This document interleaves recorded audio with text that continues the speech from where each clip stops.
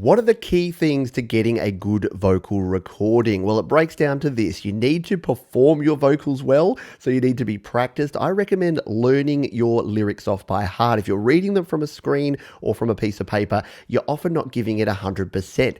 And giving it 100% is super important. Actually letting go and really singing with your potential. A lot of home studio musicians in particular, we tend to sing a little bit with it inside ourselves. So if you're at 70 or 80%, boost yourself up to 100% and really belt it out. Now, what about capturing that sound? Well, you'll need a microphone, and your microphone technique is super important. Don't be too close to the microphone, or you're going to get those popping P sounds and those S's that are not going to sound good. So backing away a little bit, and if you're singing a loud note, make sure you back away even further so that you don't overload and distort the sound. Also use a windsock or a pop filter to reduce the popping P's and the plosive sounds that you're getting in your recording.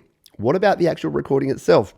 Well, make sure that your gain is not up too high. Again, if you turn your input gain up, it's going to increase the background noise. The noise floor is going to be lifted and you're going to hear more noise in your vocals. So only have it up to the level where you're hitting about 50 to 70% on your metering. It doesn't need to be hitting close to the red. You can always turn it up afterwards. Speaking of afterwards, what can you do to process your vocal? Well, you can use compression. That's a good technique to raise up the volume and give you a consistent vocal performance.